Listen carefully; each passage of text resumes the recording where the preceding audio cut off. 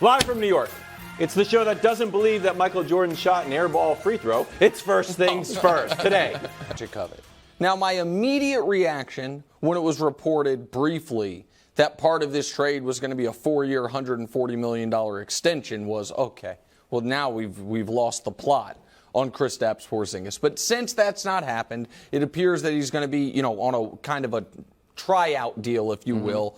I understand it. They are, for good or for bad, embracing the identity of their head coach.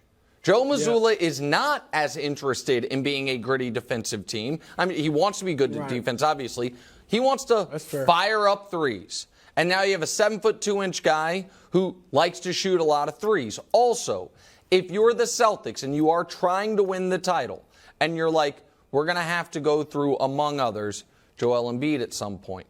If the Bucks keep Brook Lopez and Giannis out west, if we get to the finals, Anthony Davis or, of course, Nikola Jokic, I understand the logic of what if we go 5 out?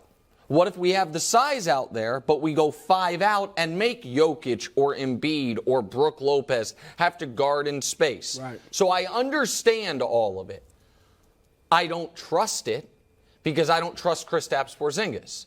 I don't trust him as a playoff player. He hasn't had much opportunity, but 10 career playoff games, got hurt in one of them, was excellent in 2 of them, was terrible in that last series with Dallas. His health, obviously, is a massive concern. And I think his attitude has been, call it hit or miss, throughout his career. And I'm always a little skeptical when a guy has a career season in what could be a contract year. Now, this also could be a contract year. So I'm not sure they got better. I get why they did it. And I think the 2 first-round picks they got back is a nice return as well. But I don't think this is a life-changing move for Boston Brew. I think it is a style-changing move if that's the direction they want to go. The questions about Porzingis' attitude and obviously his health, it seems like we have to say that about every trade, doesn't it? It's like the health, really stay healthy. Yeah. All right, but those are legit. I do think they got better. It's not the type of move that makes you, they're world beaters now. Who's going to touch them? But they did get better for several reasons. One, Nick mentioned it. Now you got another three-point shooter. Horford shot the 3 well in the regular season. Second best in the league. But in the playoffs, he was horrible. He was like 30%. And that hurt them, and he's getting older. So now you got a young guy that shoots the 3 better, and so that's big. He opens up the offensive versatility for this team. They really had nobody that could post up. He is one of the most efficient post-up guys in the league behind Jokic. Yep, that's true. So he can go inside, he can go outside, and defensively, yes, he's not like a phenomenal defender, but he's a very good rim protector. Yep. Sheer size, but he is a legitimate rim protector. So if you have him and Robert Williams III out there, you're not getting to the lane and scoring on these guys at the rim. And so I think, and look, Derek White, I get Marcus Smart's importance. I think his attitude, his toughness was great. But Derek White made him expendable, especially since you're keeping Brogdon as a backup. Yeah, White shoots the 3 better. Last year he emerged as a better defender than Smart. And Smart's departure, I think this had to happen. I don't know what you're expecting me to say, but it allows Tatum and Brown to kind of become the leaders of the team. Horford's still like that veteran voice. Yeah. But they needed to kind of take ownership of this team. Can I push back on that? Sure. A lot of people were writing that, and I didn't even see that. I'm not. I know because you're not. If you were on Twitter and not following me, I find it odd that in order to push Tatum to a leadership role, a guy who was in the MVP conversation all year, you had to jettison the veteran player who's not nearly as good as you, so you can assume leadership. I think it's more likely that there's a leadership vacuum than all of a sudden Tatum says, good, Marcus Smart's gone. Now I'm the guy. Do you, as a guy who's like occasionally, you like summer as a Boston fan, you kind of grew up that, you kind of whatever, you have some affinity there. Flirt. You didn't like the trade. No, I like Mark. I like the heart and soul of the team. We've seen so many teams die on the vine for chemistry reasons, for leadership reasons, for toughness reasons. And I know Dusty printed this out for me. Here it is. All these this green column is from Stephen Aaron. I won't even read it. The green column is Porzingis, and this is what Marcus Smart's better at. Basically, Porzingis is better. Not when it comes to heart, man. But they got a lot of guys with, I think Jaylen Brown has heart. I like Tatum, so I'm not going to say he doesn't have heart. But Brown, now they may lose Grant Williams. I think he's a tough guy. Robert Williams a third. He's injury prone, but he is a tough guy. Like, they're still I just like the heart gritty, and soul. tough team. So listen, I think Marcus but Smart. you used to get ticked off at the end of every game when Marcus Smart was shooting the big three. Because I think that was and you criticized No, him. but I think that was a Tatum issue. Well, I think that that's was a an Tatum issue problem. now that's gone. So now who's getting that last shot? I think there is that. Tatum by default. Okay, but that's fine. Sometimes you need things to happen by default, or sometimes sometimes people grow up when they have a kid. Like they were always you know what I mean? Like out of necessity can be the mother of invention or something. We were just talking about inventions before the show. Please. Okay, sorry about that, Brew. But here is what I will say.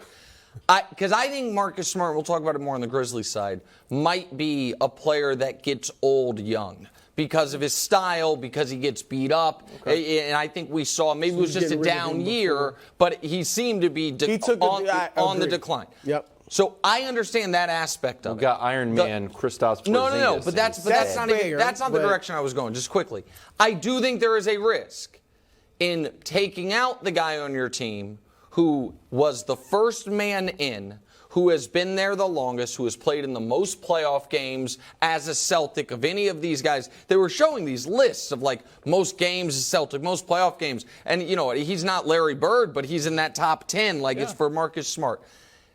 Removing him and putting in a guy who has not always been the most popular, has no playoff experience to speak of, and has had real questions about what he can and can't play through versus a guy who seemed to be as much of a warrior as you could. I do think that is a variable that has been thrown into it, but I think Boston needed a variable to be thrown into it. They needed to make tweaks. Right. These are tweaks. Right. Because they were not going to win the title by just continuously running it back. I know it's a fuzzy stat, but don't you think Porzingis scores low on vibes? Yes, I agree. That's what I'm saying. Yeah. It's basketball reference. You just go all the way over to the right. Vibes. Like, oh, wow, 2.7. Nice. Yeah. What, that year with Luka, 1.2? Yeah. Goodness. He's the third scorer. Yeah, that's true. Right. Yeah, but he's the 9th scorer in vibes, Brew, is what Wildes is saying. Maybe 10. Meanwhile, title odds shaping up, and the Celtics have made a jump. All right, this is dumb. Denver. Where's the Heat? Where's Knicks' Heat? Well, the Heater. I don't know. Celebrating their Eastern Conference championship, they beat Boston to win. That nobody seems to care fine. about. They disrespect them. Brew, do the Celtics deserve to be title favorites here? No. I think the Nuggets deserve to be title favorites. And I get it, it's tough to repeat. But in the last 35 years, 8 teams have repeated, and 3 of them three-peated. So it's not impossible. But if you want to go with a non-repeat team, I got to be honest, the Celtics make as much sense as anybody. Okay. I mean, then we disagree. Milwaukee, yes. Golden State, no. Phoenix, yes. The Clippers, no. They're all in flux. The Lakers are old and have injury issues. Now, I'm just saying, who else? Nobody else is like a definitive. They've got to be. Certainly not the Sixers. Like who? Okay. Everybody else is in flux. I'll give you 4 teams. Milwaukee, Miami, Denver. Why Milwaukee? They might lose their second best player. Because I believe that the power of Giannis plus Drew Holiday plus Drew Giannis. Holiday's already talking about retirement. Do you think? Well, if Drew Holiday retires, no, not now. Year, but he said he's. Okay. When you're, what is the saying, Wiles? Yeah, when you're thinking about it, you might as well retire. Okay. He's got his date checked, his calendar marked, circled in red ink. This is when I'm retiring. That's fine, Brew. I don't want that. You just told me that Milwaukee could be ahead of them, and now so you. I said any like. So you're giving me Milwaukee definitive? I would. Brook Lopez might be gone too. I understand. No, again, there's a lot we don't know about what these teams are going to look like. I understand that. But I could counter with Jaylen Brown could be gone. They tried to trade Malcolm Brogdon, and now he's back on the team. So he's going to be upset? No, well, I don't. Do you think they're going to go into the year with Malcolm Brogdon? Because I don't. I think that trade has to happen. If they do make a trade, they'll be fine. If they don't, I think it'll be mature and play. Okay, so do they deserve to be title favorites? I would currently have them 5th or 6th. Yeah. I would have Denver definitively ahead of them. Milwaukee definitively ahead of them. The Lakers and the Heat ahead of them, and Phoenix right there with them. You just The Lakers? Yeah, the Lakers. Okay. Last time I saw they were getting swept. Yeah, hold on a second. Wait a second. The Lakers and the Celtics made it to the same round of the playoffs this year. I understand that the Lakers got swept and the Lakers Celtics offered were the down least 3-0. amount of resistance to the Nuggets. See, anybody they played. Really, you believe that? So was it a close sweep? No. Say it. Was it a close sweep? I Say believe it. in that. You say it. You want to say it. just said it. You do want to. Thank you. One was a Miles. game 7. No. The other one was a sweep. Thank you. And you're like, that was You close. said Denver. You thought the Lakers offered less resistance than Minnesota? Minnesota got a game. I understand. Those are different I'm stories. a facts guy. Those are Hey, different check stories. that. facts guy. Check that. Minnesota got swept. I'm a facts guy. We think it is. Coming in, they did. God, dog. The Lakers got swept. Minnesota won a game. I'm sorry. But it was 4-1. I understand it was 4-1 in the finals and 4-1 in first round. If you believe, you don't even believe. No, I don't believe they're better than the Lakers. I'm just saying. Just got you. You got to hold your hand.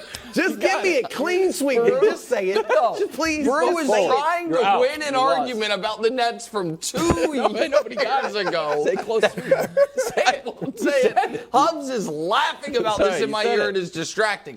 The point I'm making is Boston, I think that they are in right there with Phoenix in that next grouping of teams. I think Denver deserves to right now be at the head of the class with Milwaukee. agree on that. And Milwaukee I would have as the very next team. And then I understand people don't like Miami. I believe in Miami, and I believe Miami is going to make a big move. I thought the Lakers were very good this year when they were healthy, and But so you like that's Denver. where I'd have it.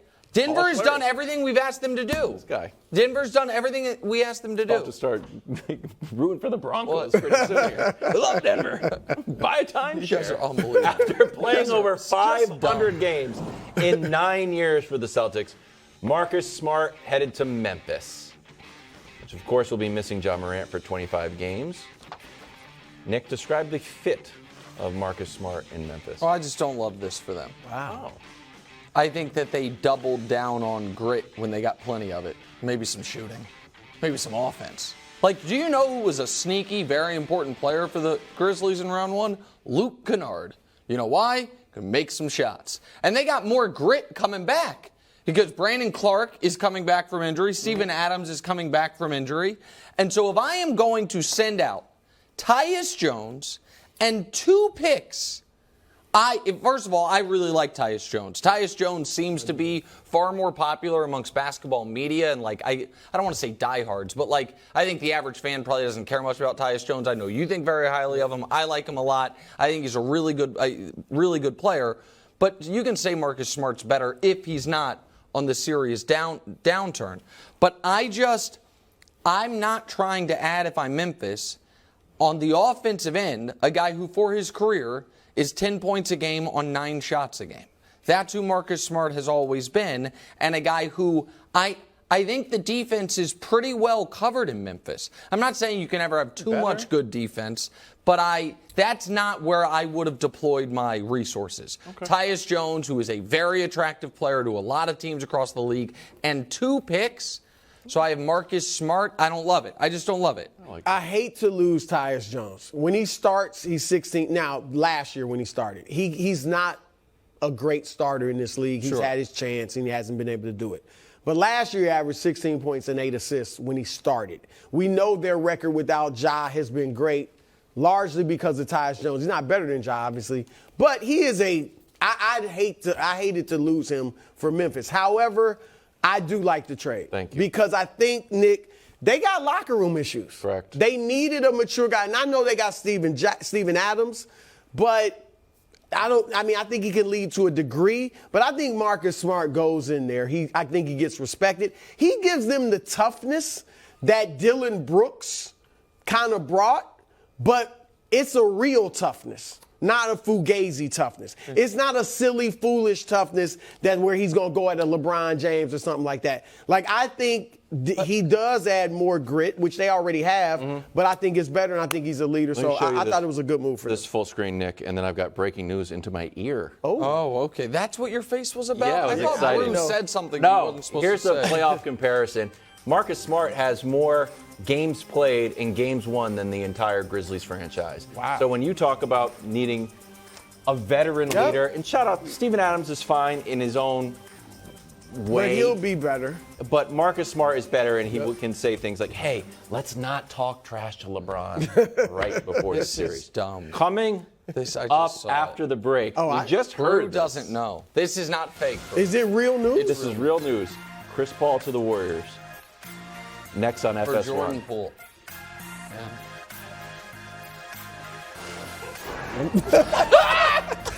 Really? Yes! You don't like that? Thanks for watching. Subscribe here to get more from the show and to check out clips from other shows on FS1.